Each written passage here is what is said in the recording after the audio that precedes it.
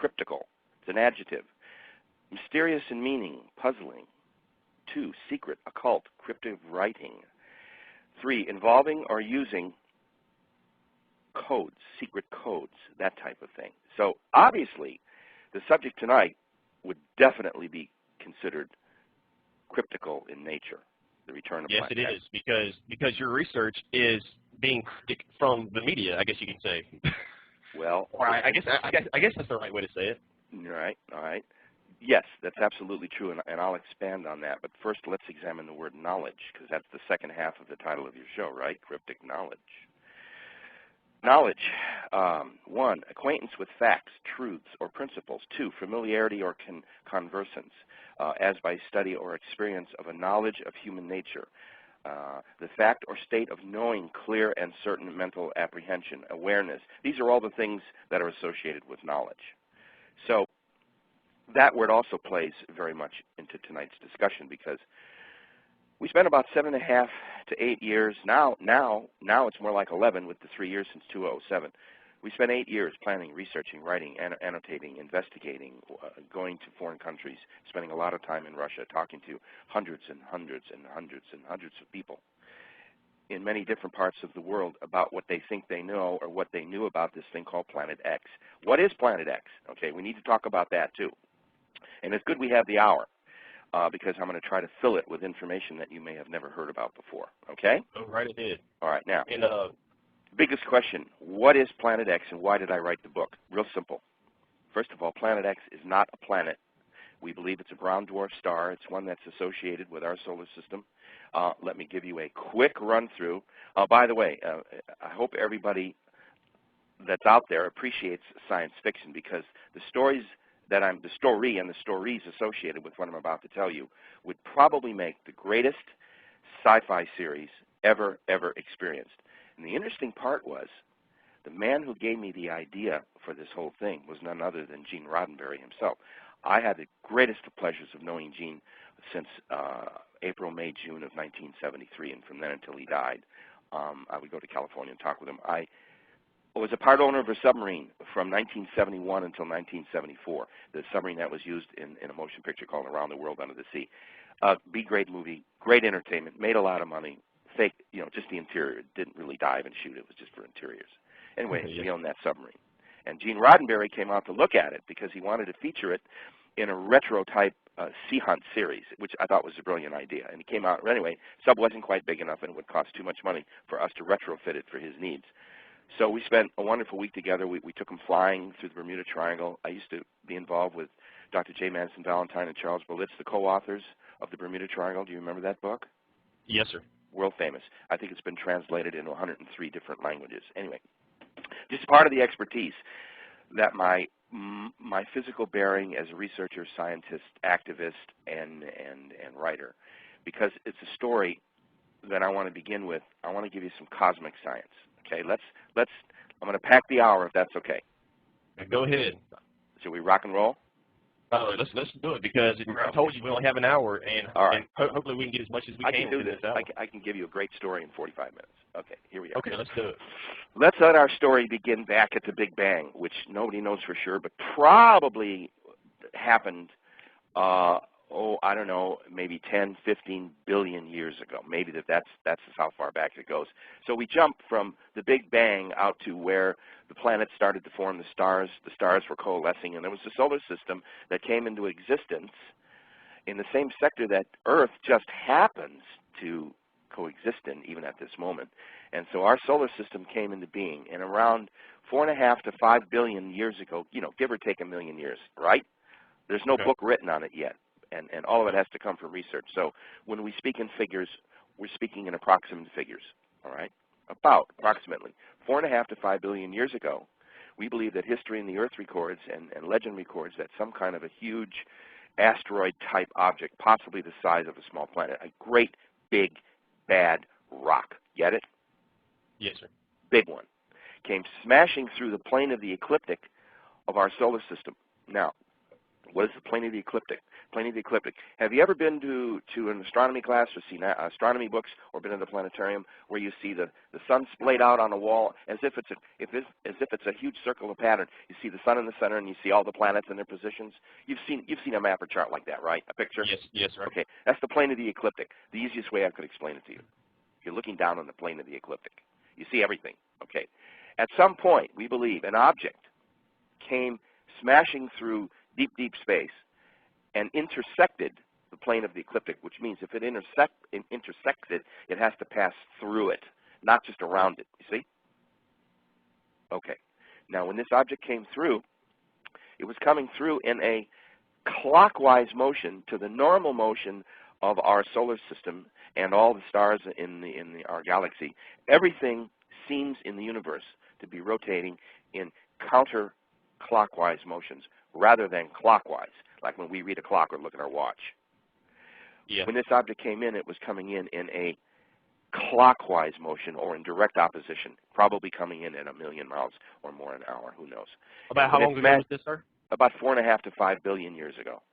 We believe that the solar system existed as it did. However, there were not 9 planets. There were 12 original planets. All, once again, the Sitchin books and all of the literature and all the discussions of Atlantis and Lemuria, and I'll give you that real quick, seem to be that there were 12 planets. There were probably at least 4 that were capable of bearing life, that were capable of being life-bearing planets. Probably Venus, definitely Earth, probably Mars, and there was some consideration that even Pluto, although it's the frozen, the hottest little planet, Pluto, in recognition to everything that's going on in the solar system, we had 2 suns. There was the big luminary that we enjoy that gives us life and sustenance. Everything and anything that affects the sun affects the Earth, and that's what's going on right now with this global warming and cooling. We'll come back to that. Remember I told you it was all woven together? Yes, sir. It's one huge picture puzzle. It's real easy to understand. I promise, I'll walk it out as close as I can, step by step, but you got to be listening. Every sentence. Here we go. Okay. When this object came through, it smashed through with such force that it destroyed a huge outer rocky-type planet, which was known as Marduk. And when Marduk broke, it broke into billions and billions of more zeros than you can imagine pieces, most of which became our current-day asteroid belt, you see, between Mars and Jupiter. The other pieces, large as they were cast off to fly through once again, intersecting the plane of the ecliptic and striking several other planets. One of them was probably Mars, killed it a death blow. There's a strange, huge bulge, I think, on the lower southern sector of Mars, and no one understands why. Probably a piece of the debris smashed into it and pushed it into Mars, killing it probably instantly. A large piece is expected to have plummeted toward the Earth, striking near the one single continent. When Earth was first formed, it was one huge chunk of land, and it was called Pangea. Mm-hmm. And when Pangea broke, it broke because we believe that this impact hit a sea mantle and broke up the disruption, which became the plate system for how the world eventually came to form. I don't want to plunge off into how plates are formed. Everyone knows that and about tectonics and things of that nature. But that's what's causing the restructuring and the movement of this lower mantle system is what is now driving the uptick in more violent earthquakes. They're coming more frequently, and they're getting bigger, and they're getting nastier. Sometimes they're close to the surface, and sometimes they're far deep below. The Chile quake was fortunately deep. It could have been far worse. The Haiti and it could have been quake more. was very close to the surface. It could have been more catastrophic too. Yes. The point of the matter is that we predicted in our book, The Return of Planet X. Let's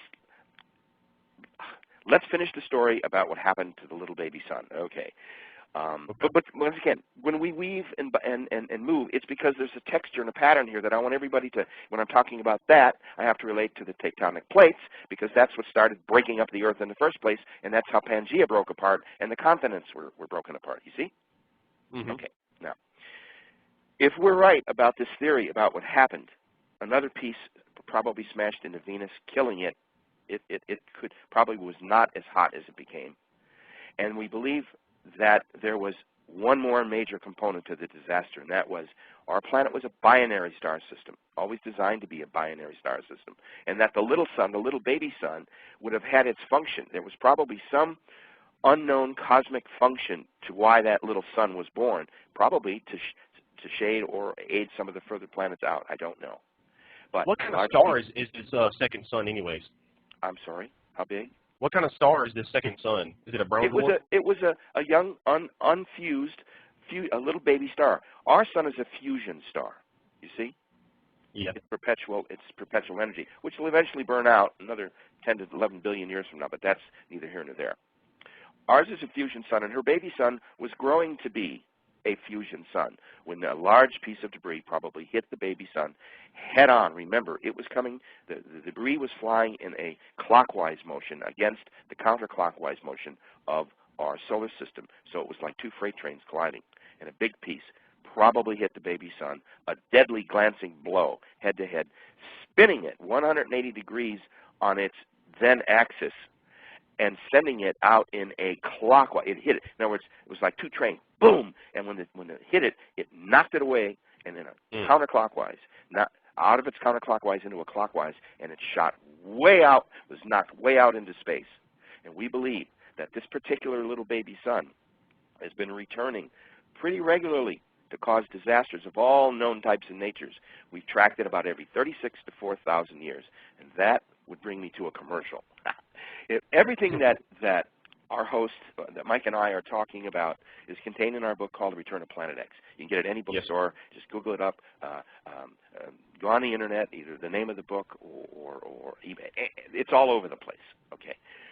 And on the front page, to the listeners, you can actually read Dr. Jason Rand's bio and click on his book on the front page of Perfect Knowledge Radio, and it will give you a direct link to his site where you can buy the book. It's not really so much about buying the book, it's about gaining the knowledge, the cryptic knowledge. Yes, sir. And that's what, first of all, attracted me immediately when he emailed me and I said, yeah, a title like that? Of course I've got to go on his show. Okay, back to our story, okay? I mean, okay, do you ever listen to radio as a kid? I grew up in the early 40s and 50s and 60s with nothing but radio until television came. And I can tell you I gained a world of knowledge by listening to the radio. So that's why I enjoy being on shows like yours, because I'm on the radio. Okay. Yes, sir. This collision occurs, hits this object, this little baby sun, probably killing it, instantly killing its presence and becoming a glowing hydrogen-driven type sun, and sends it out into this god-awful long elliptical orbit, taking 36 to 4,000 years to go. We believe it travels out to some mysterious place. We believe it's in the Scorpio system. And out there somewhere, we believe there is which is also carried in legend, including Mayan literature, the fact that there seems to be a dark, black, powerful sun-type object, which is also associated with our solar system. So maybe there was 3 suns in our original solar system. You see why this would make a great sci-fi story? But we think it's all true. That's the greatest part of the story, is that we believe it's true based on all of our research. So this object probably travels out to that lone black star holding its own way out there somewhere, and is slingshotted back toward the Earth. Remember in Apollo 13 when they had trouble and they had to use the moon to slingshot themselves back toward Earth? Okay, this little baby sun utilizes the same principle. Gets sucked in from behind this big black sun, and whoosh, out it goes again. Taking about 50. See, it takes about 1,600 and some years to get from our sun to the other sun, and then about another 1,600 plus years for it to be slingshotted back. But when it returns back, for some reason, it comes back in faster because it was sent by a more powerful force. You see the dynamics here. That's why it varies 36 to 4,000 years. This is celestial mechanics, which have never been even postulated before. But if we're right, it would confirm legends and stories and myths, and we can tie it into 2012. We can tie it into the Christian ethics of the coming a day of not only rapture, but judgment, testament, and Armageddon, and all of that. It's the greatest story that will yet be told to humankind, because it's all unfolding. As we speak, Mike, right now, these components and these elements are happening. Everything that we're talking about. We're not making any of it up. I'm not really reading from any scripts. I have some notes. It's what I have in my head and what I have in my heart. Now, when this object returns, it comes in, back in a clockwise. Remember, it's coming back in against us in opposition to our normal flow, which is counterclockwise, right? Yep.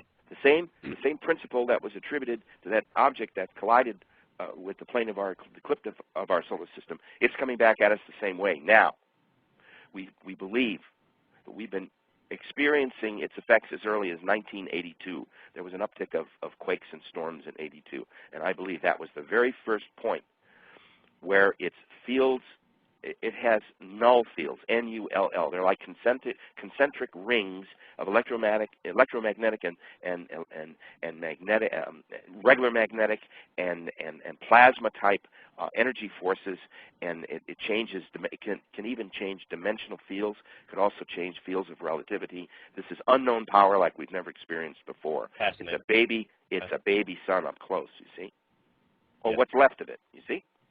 Now, how did it get called Planet X?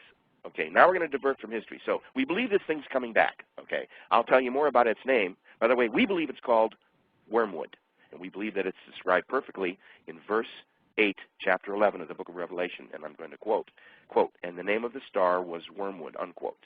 We'll get into that in the second half of our discussion. I was going to ask you too. Okay, yeah. When I throw the whole thing at you, you're going to go, of course that makes sense. Of course it does. Yes, it does. And it's so in your face. But in order to understand it, you had to go through the phases that I had to go through to uncover the keys and the code. You see, what I had to do is I had to learn how to read the book of Revelation. It's a code book. And it's for multiple times. Every time it's been put into effect, events like this happen. So you see, the book of Revelation covers many such periods as this, not just this end time. You see? Yeah. If it's the Word of God, understand. Now, I'm not going religious, everybody. This is not a religious thing, sudden turn. It's fact. I'm talking about facts. If they coincide with religion, that's fine. Okay? We're not a cult. We're not selling Bibles and all that stuff. The point of the matter is, it's in the Scripture. I can't help that, but I need to quote it because it's what's helped me understand and explain and put the puzzle together. Remember I said it was many pieces and many component parts? It all goes back to the book of Revelation. Now, all right, a lot of people are intimidated. To all the listeners that are just joining the show, we were talking about Planet X and the cause it has on planet Earth. And go ahead, sir. I'm just going to put that out there in case because I think we have a few new listeners that just came on. Great. Well, I hope everybody, come on, sit down, grab some popcorn, grab a cold beer. What the heck, right? Okay. You're on the roll, so go ahead, sir. All right. So we believe that this object is very real and very physical. But I want to go a little bit more. I'm going to close the history box. Okay. It comes back every 36 to 4,000 years. We believe that the last time it came back here was in actual recorded history. If everybody out there has a piece of paper and grab a pencil, I want you to write the date down, 1447 BCE.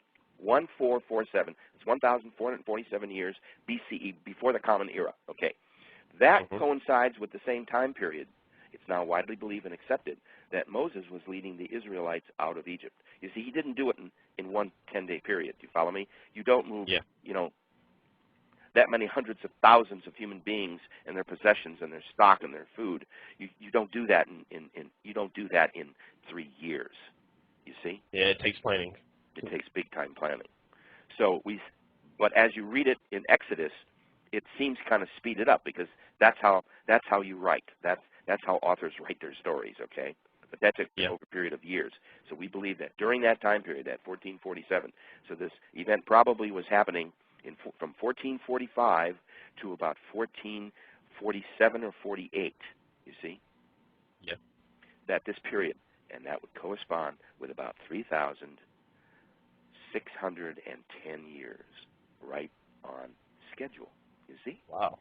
Now, if we're right, and we think we are, we happen to be living in the forecasted period known by almost every religion. See, everybody thinks that, oh, end times prophecy and Armageddon. No, it's in almost every religion, in almost every language, in one form or another. It all ends in catastrophe, and it ends in cleansing, and it ends in rebirth, and it ends in the beginning of a new age. It's been going on since recorded time. They see it in cave paintings in France, these stories. And by the way, it all ties into UFOs and extraterrestrial and all that other stuff that everybody goes, what are you talking about? And I go, well, you want the story? I'll give you the story. And it involves also a UFO ET component. Remember, I keep coming back. What a great science fiction story, huh? Yeah. Yeah. All right. I'm sure you got a few producers down your neck right now, don't you? No, not yet. They haven't quite got the story, but you're helping to put it out. How's that? But 2012 is getting I've actually closer got. now. I have a soundtrack already written. Being a record producer, I've already got the music produced for it. I've got a television series with the pilot and the first episode written. I've also got 3 other books ready to come out. I'm in no rush to get the story out because the story is becoming true. Everything that I've written about for the last 25 years is becoming true. So I'm like I don't want to say Indiana Jones. I'm an Indiana Jones type. Okay, I've been on safari. I've dove. I've dug, searched for gold and sunken ships and all this stuff. It's great fun, and that's also covered in our book. But the real story is about Planet X, which we believe is this little baby brown dwarf sun come back to revisit us, and we believe it's now in its close by underbelly phase of the sun, because what's happening on the planet. See, now we need to talk about global warming and global cooling. Did I tell you that this thing is going to zigzag? I warned you, right? Yes, sir. Now we're going to zigzag again. Now I'm going to tie this wormwood thing in to this whole, I won't say absurd discussion on warming and global cooling, because they really know what's going on. But it makes for great debate, and it's a great distractor. And as if we don't have enough trouble with health insurance and a global financial collapse and the one world government very close to taking control, I think that we're probably no more. Now I'm going to start getting, the weird calls coming at me. I don't care. I think we're getting close to a global collapse, and it's only going to take 1 or 2 more major earthquakes. You see where I'm going with this? Yes. As the earthquakes increase, so does the weaknesses of the major countries. If South America loses another major city, or if we lose a major city, or if Japan loses a major city, or Russia, or anywhere, Paris, anywhere, London has earthquakes, but we don't talk about it, then there will be a sudden collapse of individual governments. They'll all declare martial law. I believe that most countries already have martial law in the books. We do. Clinton signed it. All it takes is the signature of any sitting president to activate it. And once they do, they can basically suspend the Constitution, because that's what it does. All civil liberties pretty much come to an end. They can confine you to your homes. They can escort you to work. They can do, food, everything, electricity, everything becomes nationalized. If that should happen, it'll be because they won't be able to control how the population will explode. And keep in mind, we still have guns. We do. Most other countries don't have their guns anymore. You see? Yes, we do now. Yeah, at least we do now. Now, this is nothing about conspiracy. Remember I told you? Nothing about conspiracies, and this is nothing about the downfall of the government. I think everything that's happening is happening right on some cosmic schedule. And we just happen to be lucky enough to be living at one of the most exciting times in the history of mankind. And people go, what the heck are you talking about? Well, look at what we've done. Look at what mankind has achieved. In less than 1,000 years of written communication and the intellectual prowess that the human brain has developed in 1,000 years. Look what we've achieved. With that as a backdrop, I say to you, well, why aren't we better taking care of it? Because what's about to happen is that Mother Nature is going to rear her beautiful but yet ugly head, and we are going to start experiencing some real natural disasters. I think we're going to have 1 or more supervolcanoes is likely to go. If we're right about this object, see, we haven't told anybody what it's going to do. Okay, let's go there next. Yeah. Okay. Whatever affects the sun affects the Earth. Without the sun, Earth, and everything else in our solar system would be frozen solid. Without Earth, without the sun, there is no life on Earth, and without her, we don't exist. As do none of the other objects in our solar system, because it all works together. Yes, the sun is the master control. Can you imagine what intellect drew the plan that structured our solar system with its complicated numerical and chemical differentials? Each planet's different. Each one has a different guidance system. Each one has a different gravitational field setup, electromagnetic. It goes on, and gas versus solid versus ice. It's amazing. Something is driving the genius that keeps us going together. But see, that's another theoretical situation here. What we do know is that whatever affects the sun directly, immediately in some cases, affects our Earth and every other planetary or solid object under the sun's control. The asteroid belt, the moons, everything. Now, we know, and science is yet to discuss fully, why is it that now, in March of 2010, we should only be about, I don't know, maybe 9 months away from what's known as the topmost point of an 11-year solar cycle of energy differential change. Wow. It seems to be that at the end of about every 11 years, give or take 6 months or a year, there seems to be a maximum period of solar activity where the sun sends out solar flares and plasma blasts and things get weird. It's not uncommon. We've experienced it before, you see. But this time, this 11th year, the sun is very mysteriously, cryptic knowledge is and suggests that there is something wrong with the sun right now because it ain't acting right. In fact, it hasn't been acting right for about 18 months now. It's been completely like whacked, okay? Like very quiet, no flares, no huge eruptions, no, really nasty electromagnetic bursts, nothing. It's very quiet, which worries me greatly because if it's been being held back by something, and when that something holding it back changes its influence, the sun would probably what? Snap back rather quickly to its normal cycles, because that's how the sun was designed to run. You see? As easy as I can explain it. Something's not right about the way the sun's functioning. It's not just disturbing Earth's climate, is it? It's also disturbing all the other planets, right? Yes, all of the other planets. They've been measuring this now for many years. In fact, it was as early as 1882. That's how they discovered Neptune and eventually Pluto, by the perturbances, the disruptions that were hitting the other planets. All right, I don't want to veer off track too much, but that'll be a point for, okay, I'll use that to come back. Now, when all this damage happened out there, it may have also tilted the Earth to its present declination. If a huge object did, in fact, hit the mid-Pacific basin, that would explain the huge depth and width of the Pacific Ocean and the fact that the continental shelves to the east and to the west of the Pacific indicate that something thrust against them with great pressure. So that's probably where an object hit the Pacific plain and in the ocean and created the breaking up of Pangaea. Now, if this is right, it then explains the construction, the dimension, and the function of the other continents, because they all come together with a little bit of the stuff they do on computers, the CGI stuff. They suddenly understand that this probably was one huge planet. So if all of this is correct, it further structures our argument that this object is probably now returning and is here. And I'll tell you why I really believe so, because this is a fact. In the New York Times and throughout radio and television, in 1983, NASA made a startling and dramatic announcement that one of its newly launched infrared satellites had suddenly picked up this huge, big, dark red, smoldering object of some sort. It appeared to be coming directly toward us, and they even named the region in the press release. By the way, all this stuff is in our book. All the stories. What year was this?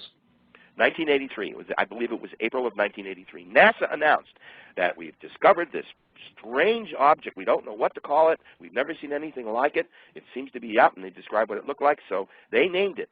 Guess what? Planet X. Yep. I didn't. You didn't. They did. Okay? They called it Planet X, and it hit instantly, worldwide. And then suddenly, cryptic knowledge indicates that Yeah. 24 to 36 hours later, it was scrubbed clean. You couldn't find it anywhere, off of every newspaper, off of every radio, television. Everyone was basically sworn to secrecy. It was like, shut up, and it was gone. But the cat was out of the bag. It was too late. The age of computers. So where we're going is that we believe that we are living at a moment when this object is returning to us, and NASA knows about it. That's, I believe also why they built this huge multi-billion-dollar, you've heard about the infrared telescopic array station they built at the South Pole, I'm sure. Yeah. Okay. Yeah. You don't spend billions and billions of dollars to build an observatory like that unless you're looking for something really specific coming from a certain perspective in the sky. Otherwise, why are you placing your observatory to perfectly photograph that region? And we believe that they've been shooting it, and now there are definite signs that the public is now beginning to shoot it with good long-distance infrared telescopes. We believe it's incoming. We believe that it'll probably make its spin out from behind our sun on or about December 21st, 2012, and that's where I connect the dots with the 2012. Yeah, and I have it's just, and we're going to play. Listen, and we're going to play a little game yet. Oh my gosh, the time is flying. Okay, we got to keep rolling here. All right, now look. When this thing comes back, it could come back and it could cause extensive damage and really give us a really bad shaking. It could even cause a global earthquake, you see, all over at one time, which is what the good book calls for. It says so once again in Chapter 8. If you read Chapter 8, you read all about how the earth is about ready to get shaken to its foundations. And for some strange reason, the earthquakes are becoming nastier and nastier and more frequent. So I'm hoping that part of the prophecy in almost every language known in man, in every religion known to man, I hope that they're all wrong and that nothing happens in 2012. I'm going to go on record. I hope that starting this summer there will be no nasty hurricanes, that there will be no nasty tornadoes, right? And there will be no exploding volcanoes, and that will be no earthquakes or tornadoes. Okay, now, if that happens, I will be the first to come to you and say, well, you know, I was really, really wrong. But then again, maybe my timing is off by 6 months or a year. Keep in mind, this is not a given science. But I think I'm right on schedule, okay? Now, what can we do about this? First thing we need to do is figure out who we are, where we are, why we are, what our role is going to be, what do we believe, what do we believe we know about things that are extremely important to our survival. Did those people in Indonesia in 04 to 05, the 245,000 people that died in less than 45 minutes, those tidal waves took out almost huge amounts of people. What happened in Haiti and what just happened in Chile. See, these are the things that indicate to me that we are either nearing a maximum point where it might stop, or we're going to go deeper. In any event, you and I should schedule a show, let's say in 3 months. How's that, my friend? Let's schedule part 2, if you like. And I'm not trying to talk you into it, but I think it's a good idea. And I was going to ask you to do a part 2, and we'll see. Anyways. You know, we'll track. Let's track, okay? Yes, sir. And see what happens. Then we'll know if we're right on track or if it looks like things are going to turn around, okay? Now, real quick, I want to do a fun thing. I think I gave everybody a pretty good understanding. Mind you, you and I could talk for 2 more hours here. You know that. Yeah. Okay. Now, on that same piece of paper, I want you to write down these key prime numbers: 12-21-12. That's 12-21-12. Okay. In prime numbers, breaking it down in numerology, the 12-21-12 stands for December 21st, 2012. Okay. Now. In numerology, every number has a corresponding letter associated with it, right? A is 1, B is 2, 3 is... Okay, now, let's put the letters down. Are you ready? I'll give them to you. A, B, B, A, A, B. That's A, B, B, A, A, B. Now, when you consider that the Hebrew language is read in reverse from right to left, this date would then read B, A, A, B, B, A. Just take the letters and flop them, and you'd have Ba'aba, okay? B, A, A, B, B, A. Now, the Hebrew translation. Now, here's where we talk about cryptic knowledge. Ba'aba in Hebrew translates to, write this down, Father comes, Father is coming. Father comes, Father is coming. In traditional Judeo-Christian religions and and viewpoints. God the Father is one and the same. God the Father, God is the Son. Then there's the component of the Son, being Jesus, that type of thing. So we understand that to us, Father comes, Father's coming means God is coming, the Father is coming. Now, I find that extremely curious that out of those prime numbers, that's what comes out when you go to numerology and you read it in Hebrew. That, to me, is real close. Because if you read in Matthew chapter 24 to 31, verse 24 to 31, and he shall send his angels with a great sound of a trumpet, and they shall gather together his elect from the four winds, from one end of heaven to the other. And in ancient literature and text, heaven was also flipped with the word earth, from one end of earth to the other. Now, those are Jesus' words also. So he says that they're coming back at the same time, as does all the other texts that relate. And then when I go and reference it against all the other religious types of beings and known forms of study, we find that this same trilogy exists, and in the same component of tragedy and redemption and earth changes. But the strange thing is they all talk about the earth changes. All of them talk about drastic earth changes. And so once again, I think that the time period we are in right now could be considered the end time or the coming time of tribulation. But there's a much higher component because there's also a UFO ET thing. And that might be ready for another show, that part of it. What do you think? That sounds great. All right. Now, you have we have a few minutes, correct? Let me see here. We have exactly 9 minutes left. Why don't you throw a few questions? Or if someone out there has a question, I'll do as quick response as I can. Well, listen, I know we covered a lot of ground, but you see how much ground there was to cover, and we didn't cover all of it. That's exactly what I told you when I talked to you on the telephone, is that I want you to try to cram as much as you can in. I appreciate you rambling on. I think we gave him a good foundation. So if you want to shoot some questions at me, I'm ready. All right. Let me see here. Is it possible that Planet X, which is a brown dwarf star, be the sun and heat source of a planet which our ancestors, or our creators, could have came from? Are you referring to Nibiru? The yeah, concept Nibiru, of Zacharias right. the 12th planet? Is that what you're referring to? Yes, sir. Yes, I think it is. It could well. Okay. Here's another theory about Planet X.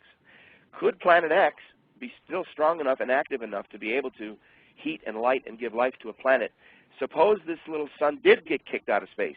Maybe it picked off one of the smaller planets, one of the outer fringe planets, which could have been Nibiru. Wouldn't it be interesting that Sitchin's concept of the Anunnaki and the giants of old is reported, in the Bible? What if this same object I'm talking about is also dragging with it a full-sized, Earth-sized planet called Nibiru? I don't know. I don't have any research that indicates it, but I have found it referenced in hundreds and hundreds of other types of literature throughout my research. How's that for my answer for you? Sounds good. That's pretty much what I believe too. So it kind of corresponds to this next question. What is your opinion about the ancient astronaut theory? I totally have to support it, but not for speculation points. We all know that there were vast periods on the planet where knowledge and experience for the humanoids that were being seeded here were part of it. Yes, I do believe that there are extraterrestrials, or what you want to call, astronauts, ancient astronauts. Yes. Who am I to say, since there are many mansions in our Father's house, who am I to say what constitutes an extraterrestrial? How do I know I'm not an extraterrestrial? Just someone else that's viewing me, you see? Mm-hmm. Yes, I do ascribe to that. I think the Earth has much more history and science and experience to share with people, and a lot of it is hidden for various reasons. I think that there's been a presence of extraterrestrial intelligence on this planet for possibly as many as 1 million or more years. Go ahead. That's kind of what Michael Cremo believes also. Yes. With his work for forbidden archaeology. But yeah, I totally agree with the ancient astronaut theory, because if you think about it, well, we can already go to Mars if we wanted to, and let's say we went to Mars and we created life, and we can already do that. We can clone, we can get down to the DNA structure, and we can create life, or create man in our image, as it says in Genesis. What is the one thing that prohibits us from doing any of these great things? What is the one component? We don't got no money no more. Nobody's got any money for any of this. It's all been cut back. The point of the matter is, if we are in for this rough period, it won't make any difference where we want to get to. We're going to have to try to figure out how to put it all back together again. We still haven't rebuilt New Orleans or Galveston Island or a lot of part of Galveston Bay. Haiti, God bless Haiti. Haiti will be in ruins for decades. And now Santiago and Concepcion and Ascension, they are now in big, big trouble. If we lost even a half of LA, I went through the earthquake, Mike. I can tell you, we were in an apartment that was coming down on us. I experienced every minute of it. I lived every minute of it, and I was part of the rebuilding process for about 6 years. Don't let anyone tell you that when you're struck by a natural disaster like that, that you're on an easy ride. We didn't have electricity or running water for days and weeks. And couldn't get any money out of the bank. There was no electricity. All the food stores were devastated. There was only one restaurant open. It took 2 hours just to wait in line to eat there. So with that in mind, I think that what I'd like everyone to do, they can go online, by the way. They can go. I have it available in ebook. It's really inexpensive on the ebook. Read, prepare. Chapter 7 tells you all about what the government knows and doesn't know and what's about to happen. Chapter 8 tells us how to get ready and why we should understand what we're doing. And number 9 gives you a preparedness chapter, complete things about diet and food supplies and what you need to survive for a period of up to 30 days, all realistically written and researched. This is not science fiction. It's happening right now as we speak tonight. These things are gearing up. My next question is, where will the next big earthquake occur and when? How soon? If they start coming sooner and they keep getting bigger, it's not a good sign. Not a good sign. And now we've got this hurricane season approaching, but I'm more worried about tornadoes and wildfires this spring because of the rapid surging of the weather. You see, the Earth is confused, Michael. The sun's not acting right. It's causing the Earth to act in ways it's not used to acting because it's out of season. It's out of cycle. The sun isn't emitting the same amount of energy. The planet isn't cooling, and it's not warming. It's going through hot and cold phases. Okay? This is a natural occurrence, right? Of course. The planet is a living thing. The planet has its own mind, its own consciousness, its own intelligence. You and I don't have anything to do with that. That we can't screw up. What we can screw up is her ability to function as an independent unit aside from us. See, that's what the argument should be about, not global warming. Yeah. When the sun goes back to normal, it could be that the planet could be sent a severe jolt, which I'm afraid might excite and start possibility of a big global earthquake, which is predicted in all the texts. Just read the book of Revelation, chapter 8. It's exactly what's approaching. And now how does it tie into this terrorism thing and the money crunches and the public unrest? Listen, we're not the only country, by the way. We are not the only country that appears to be unhappy with what's going on with the people who govern us. Notice I didn't mention any names or nothing. Okay? People aren't happy. But it's not only here. It's in Iran, and it's in France, and it's in Germany, and it's in London. It's all over the place. The point of the matter is, everybody knows that there's something really, really wrong, not only with the planet, but with the people that are on the planet. We fight, we kill, we poison. We can't even get along with our own families. No, this is not a preach, and this is not a rant. What it is, it's a statement of reality as of this moment as you and I are speaking on the radio. The planet is in big trouble from a multiple sense of sources. And if we can't learn to control how we're going to respond to these things, our country, who should be as prepared as any, certainly the wealthiest, we should know what we're doing. By the way, my cryptic knowledge tells me that most of that unspent TARP money, from Bush, and then the other restructuring money that came through President Obama, I think. 50 seconds, sir. So go ahead and get your last words in. I think that money is being held in reserve to help us. See, I don't see it as a conspiracy, Mike. I don't see all this big evilness. I see a confusion, but I think that money is being held for natural emergencies. And if they have, bravo and congratulations. And that's why we also need to bring the troops home, because we need them here to defend our borders. All right? So where can people find out your work and buy your book? 1-800-247-6553. Everything we talked about is in my book, Return to Planet X. 1-800-247-6553. Just Google it up. Go to Amazon.com. Go to any bookstore on the internet. My website can have a book out to you in 24 hours. All right, sir. We have 5 seconds left. We have 5 seconds left, but I want to thank you, and I will have you back on as soon as I can. Thanks again, everybody, and let's just get prepared, okay? Bye-bye. All right, thanks. The word cryptic, also known as cryptical, it's an adjective. Mysterious in meaning, puzzling. 2, secret, occult, cryptic writing. 3, involving or using codes, secret codes, that type of thing. So obviously, the subject tonight would definitely be considered cryptical in nature, the return of Planet X. Yes, it is, because your research is being cryptic from the media, I guess you can say. Well, or I guess that's the right way to say it. All right. Yes, that's absolutely true, and I'll expand on that. But first, let's examine the word knowledge, because that's the second half of the title of your show, right? Cryptic knowledge. Knowledge. 1, acquaintance with facts, truths, or principles. 2, familiarity or conversance, as by study or experience of a knowledge of human nature. The fact or state of knowing clear and certain mental apprehension, awareness. These are all the things that are associated with knowledge. So that word also plays very much into tonight's discussion, because we spent about 7.5 to 8 years. Now it's more like 11 with the 3 years since 2007.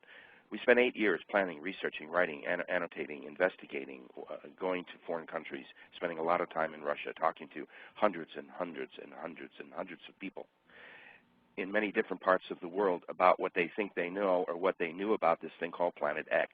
What is Planet X? Okay, we need to talk about that too.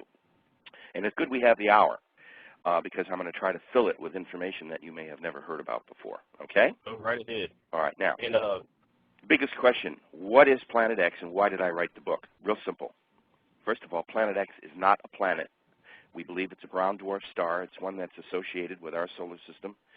Let me give you a quick run-through.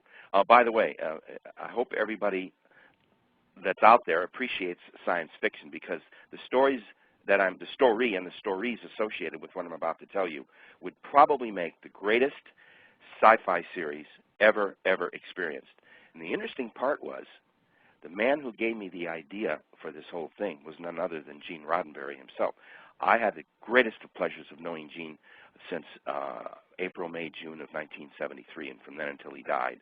I would go to California and talk with him. I was a part owner of a submarine from 1971 until 1974, the submarine that was used in a motion picture called Around the World Under the Sea. B-grade movie, great entertainment, made a lot of money, fake, just the interior. It didn't really dive and shoot. It was just for interiors. Anyway, we owned that submarine. And Gene Roddenberry came out to look at it because he wanted to feature it in a retro-type sea hunt series, which I thought was a brilliant idea. And he came out. Anyway, sub wasn't quite big enough, and it would cost too much money for us to retrofit it for his needs. So we spent a wonderful week together. We took him flying through the Bermuda Triangle. I used to be involved with Dr. J. Madison Valentine and Charles Berlitz, the co-authors of the Bermuda Triangle. Do you remember that book? Yes, sir. World famous. I think it's been translated into 103 different languages. Anyway, just part of the expertise that my physical bearing as a researcher, scientist, activist, and writer, because it's a story that I want to begin with. I want to give you some cosmic science. Okay, I'm going to pack the hour if that's okay. Go ahead. Should we rock and roll? Let's do it, because I told you we only have an hour, and, all right. and hopefully we can get as much as we can. I can do this. Hour. I can give you a great story in 45 minutes. Okay, here we are. Okay, let's do it. Let's let our story begin back at the Big Bang, which nobody knows for sure, but probably happened, I don't know, maybe 10, 15 billion years ago. Maybe that's how far back it goes. So we jump from the Big Bang out to where the planets started to form, the stars were coalescing, and there was a solar system that came into existence in the same sector that Earth just happens to coexist in, even at this moment. And so our solar system came into being, and around 4.5 to 5 billion years ago, give or take a million years, right? There's no book written on it yet, and all of it has to come from research. So when we speak in figures, we're speaking in approximate figures, all right? About approximately 4.5 to 5 billion years ago, we believe that history in the Earth records and legend records that some kind of a huge asteroid-type object, possibly the size of a small planet, a great, big, bad rock. Get it? Yes, sir. Big one. Came smashing through the plane of the ecliptic of our solar system. Now, what is the plane of the ecliptic? Plane of the ecliptic. Have you ever been to an astronomy class or seen astronomy books or been in the planetarium where you see the sun splayed out on a wall as if it's a huge circular pattern? You see the sun in the center and you see all the planets in their positions. You've seen a map or chart like that, right? A picture? Yes, yes, sir. Okay, that's the plane of the ecliptic. The easiest way I could explain it to you. You're looking down on the plane of the ecliptic. You see everything. Okay.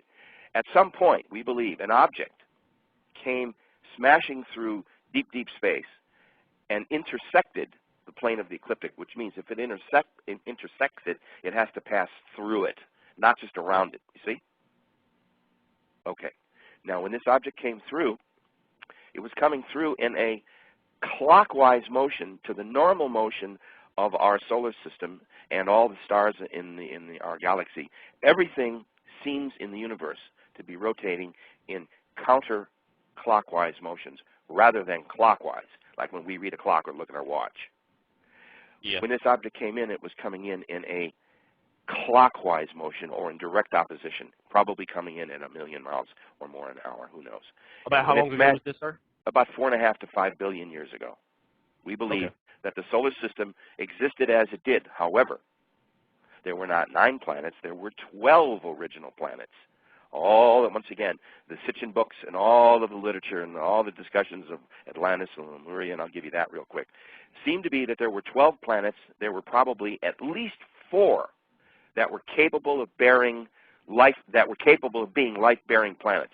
Probably Venus, definitely Earth, probably Mars, and there was some consideration that even Pluto, although it's the frozen, the